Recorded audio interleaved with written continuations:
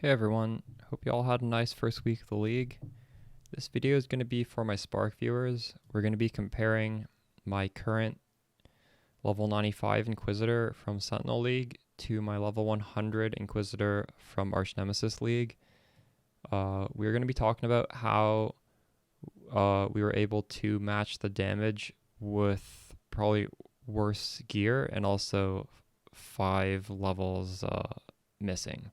We hit for a 5.5 on both characters, which translates to 26 million maximum damage. But we're doing so with some worse gear, so we had to find a way to do some extra damage a little bit more efficiently. So I took this from the hardcore racing scene. Garotha was using a helmet mod, suffix, trigger socketed spells when you focus. Now, I wasn't too familiar with focus beforehand, so I didn't even think about using this. But the way this works is it's basically a build-a-spell in your helmet where this suffix allows you to put a bunch of different spells that will all get combined into one button. It doesn't take into account cast time, and it casts everything in the helmet at once. So I have Frost Shield, Sigil of Power, and then I have a 2-link of Tornado with Divergent Innervate support. And when we press focus, I'm going to press it right now, instantly everything goes up. Now, Frost Shield and Sigil of Power both have cast times, so if you don't cast them this way, there's a good chance you might cancel them before the cast time is even finished, because you might need to move out of the way of something, or you might just misclick, or you might be impatient and you might just attack for no reason. And it doesn't feel very nice to use these consistently. So this solves this problem, and all it costs is a suffix on the helmet. Now, an added bonus is also we can take advantage of betrayal crafts that give you buffs while you're focused.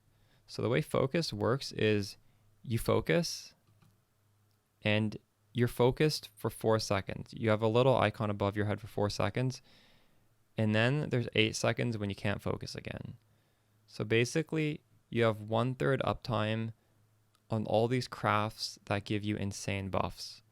The focus mod I chose was on my shield, and it's 20% chance to deal double damage while focused, which means I want to press my focus as soon as the map boss comes out of his invulnerability. If you don't have these betrayal crafts and you're using focus simply to cast your spells, which is fine, then you can set this down preemptively way before the boss breaks out of immunity. But for my scenario, I have to wait until right away so I get the full 4 seconds of damage amp, because 20% chance to deal double damage is huge. It's like 20% more damage basically.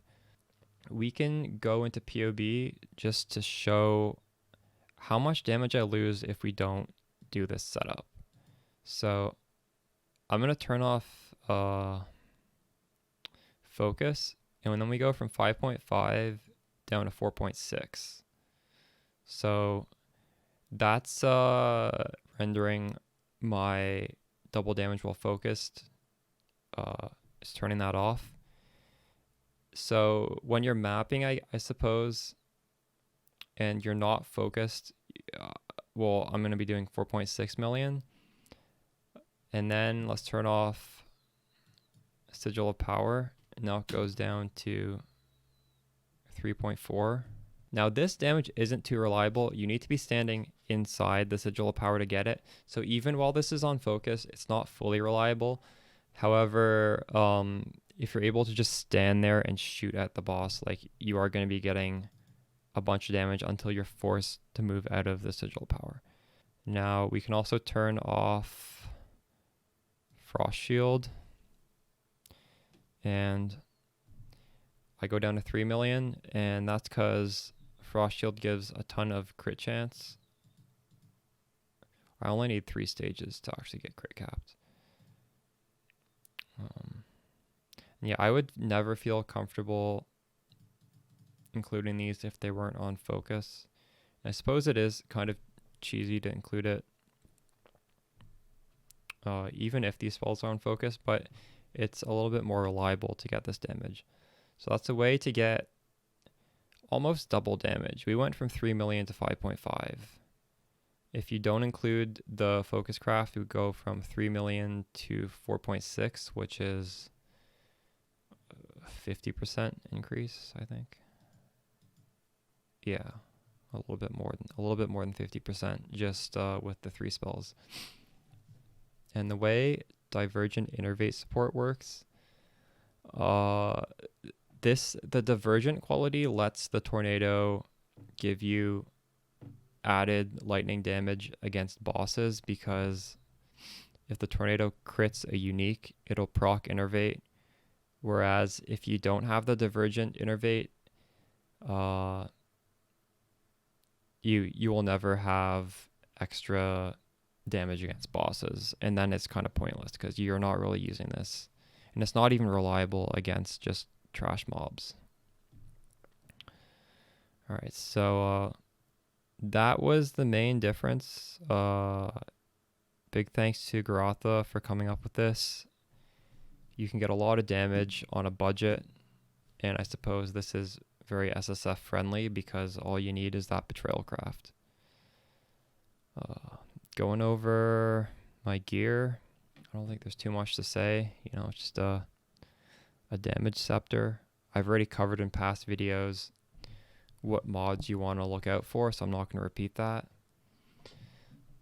If you haven't watched my deep dive from last league, I will be going over every item slot, and my recommendations haven't really changed for this league.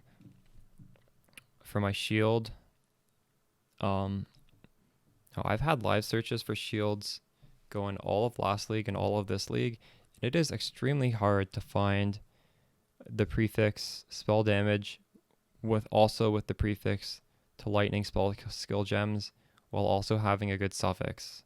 And this had spell damage, lightning spell skill gems, and also critical strike chance for spells. I've never seen that before, so I wanted to try and make it even better. So what I ended up doing was I did prefixes can't be changed. I crafted that as the 3rd suffix. And then I used Ashling to put on an extra mod. So it would have to change one of the suffixes and also add a suffix because I had prefixes can't be changed. I would have been happy if it took off maximum lightning res. If it took off the critical strike chance to spells, it would have bricked the shield. And I got super lucky and it actually took off the prefixes can't be changed craft. So I was able to add the June focus mod on it for a crazy amount of damage while focused. But if you are shopping for a shield yourself, you probably will never find a shield with that double damage while focused on it, because that's just incredibly niche, and like you have to do crafting methods to get this. So if you want a shield like this, you're gonna have to do that craft yourself. Okay, so for gloves, you can get 2 pierce fairly easily. You're going to want to have a glove with good suffixes and full suffix slots. As you can see here, I have 3 good suffixes, and this allows us to craft on a prefix instead of a suffix. And you can craft on projectiles pierced an additional target. So you can have that prefix, and you can also have the implicit for a +2 pierce gloves. I think it's probably too hard to roll +2 pierce on the implicit, but I guess technically you could get +3 pierce. Now for the body armor, I do have a crafting guide on how to craft a damaged body armor. I just watched my own video to remember how to do the craft. I followed along. It was very simple. It doesn't cost too much. It just costs an orb of dominance, I think it's called. Is it? It's the Maven orb, whatever that's called now. And then an Awakener's orb. The Shaper and the Redeemer base don't cost a lot, and I guess just watch that video if you're interested in getting a damage body armor. But here we get frenzy charges and we get 2% base critical strike chance. So that just lets me remove my critical strike support and add in pinpoint. And for the last link, if you do make this body armor, you could choose pinpoint or you could choose hypothermia, because we freeze everything with our damage. The problem though with hypothermia right now is there is an Arch Nemesis mod that just cannot be chilled, which means monsters with that mod will just ignore the hypothermia completely. And that's why I switched to pinpoint. But if that gets nerfed, if that monster mod gets nerfed, I would probably prefer hypothermia, because that is, well, it might not be more damage. It's probably less damage at 4 intensity, but it does have a lot of benefits in increasing like freeze chance and stuff. As for flasks, Bottled Faith is a really big damage amp. If you want more damage, this is the way to go. It has more critical strike chance than a diamond flask. However, the real damage from this flask comes from the line, consecrated ground created during flask effect applies 10% increased damage taken to enemies. And you can think of increased damage taken to enemies the same way as you can think of more damage to your spell. So this is like 10% more damage to spark approximately. We can simulate that quickly in Path of Building. So let's just turn off my Bottled Faith. We'll go from 5.5 down to 4.6. However, we do need to add back that critical strike chance. That goes up to 4.9. So we're losing like 600,000, and yeah, that's 10%. So that's a pretty big damage increase. Roomies, it just gives us spell block, attack block. It synergizes with our build. Now, I chose Silver Flask here because of Onslaught. That's just a lot of damage and movement speed. The main thing to note here, though, is the crafted suffix.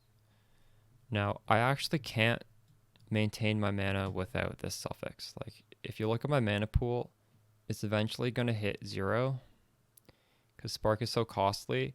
And I find this is one of the like least investment type of way to just completely fix your mana.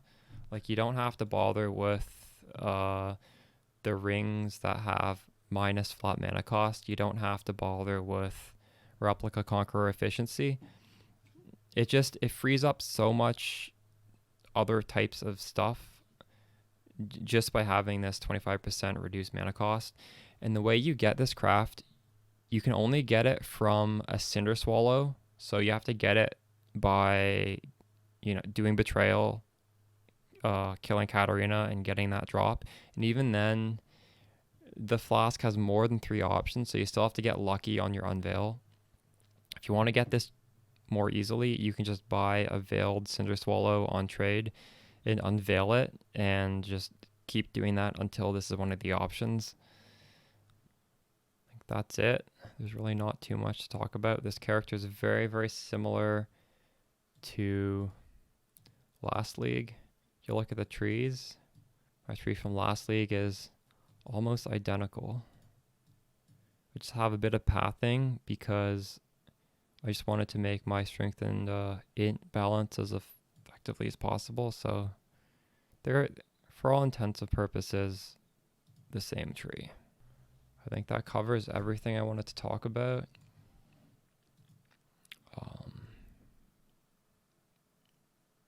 Stuff I'm missing that I was using last league is I had Tailwind boots and I had a Headhunter, and those both increased the clear speed significantly because your character moves a lot faster with Tailwind and a lot faster with the Headhunter.